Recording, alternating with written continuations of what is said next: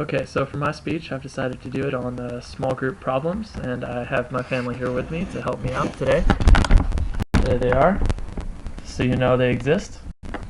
Awesome. Alrighty, so today I'm going to be talking on small group problems, and there always seems to be that one guy in the small group, right? The one who takes up all the time with his talking, and he's constantly like making jokes or not taking things seriously, or just there's always so many problems that go with small groups. Maybe the problem is you just can't get anyone to show up to the group, or the group discussion just never seems to go the way that you really want it to. Or sometimes it's because people want to talk more about their problems than the solution. Well, here I'm going to be a lot like that last group. I'm going to talk about the problems with small groups, but also I will be offering some solutions to those problems, or more strategies really than anything else. So there are many problems that we may encounter in a small group setting, and basically I'm only going to be talking about a couple of those because I don't really have enough time to be talking about a lot more. So I'll be talking about such problems as information overload, which is basically where you have way too much information, or information underload, which is the exact opposite, you have too little. Unequal participation, which is basically that one guy in the small group who wants to talk a whole lot. Another problem of no one attending the small group. And then finally, the pressure to conform to what everybody else is saying in the small group. Now, with all these problems, there's a bunch of strategies that you can use to deal with them. Information overload can be solved through being specific with what you want to talk about. Information overload can be when you just have so much information about a given topic and you want to get it all across to everybody, but they aren't going to get all of that information. So what you need to do is you need to specify, you need to just cut it down to the essentials of what you want them to learn and know, just the key points really. Information underload can also be a big problem.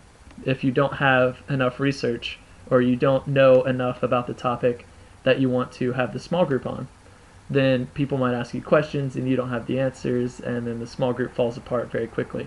So the best way to solve that is through just conducting more research on whatever topic you might have in the small group. Unequal participation, where one guy is talking more, or one person is trying to take over the small group or something like that, can be solved most times by a lack of reinforcement, or through another strategy that a guy wrote an article on, actually, from smallgroup.com, called Resolving Small Group Problems. And in this article he talks about one person in his group who basically was undermining the authority of the leader, and basically going behind their back and on the phone after the small groups, asking everybody, how did you think the small group went? Did you think that the leader did well? Don't you think she talked too long on this subject? Or don't you think she talked too much about herself? Something along those lines.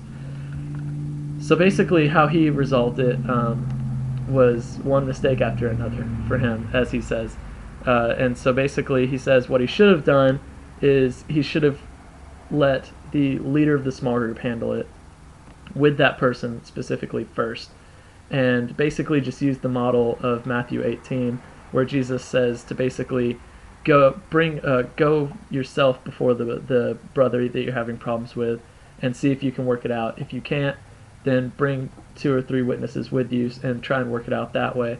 And if it still won't work, then bring it before the church. And if it still won't work, then treat them as you would a tax collector or someone, or an unbeliever, basically. And I mean, I think this really means that if it gets to that point, then you still need to treat them with love, but maybe not include them in the small group anymore. So that's one way that unequal participation can be solved. No one attending the small group could be fixed, or could be some strategies to fix it could be trying out different models of small groups, because there's a ton of different models out there for small groups. There's the cell model, which is basically just you have a really large group and you want to break it down into smaller groups. And then there's the geographic model, which is all about location, where you have it, maybe some people are more in this area and they can't attend this small group because it's too far away for them, so you could start a small group in that area, and that's more the geographic model of small groups. And then there's the semester model of small groups. And in this model, it's much more of a kind of almost a class type setting because it's done by semesters. Um, and I got these from an article in the Lee Library on small group models navigating the commonalities and the differences.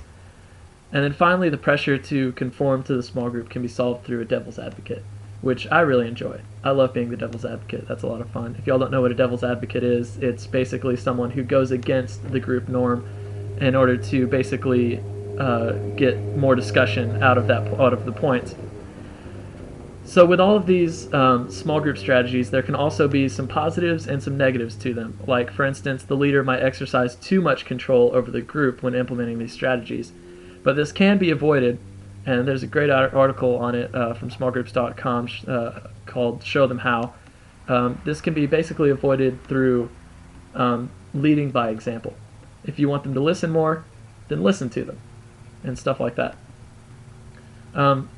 Another negative might be that there might be some awkward silences because you fix the problem, which is basically like that one guy who always speaks is no longer speaking as much, and so basically there might be some times where there's just an awkward silence, but that's okay. Eventually it'll get back to the way it was.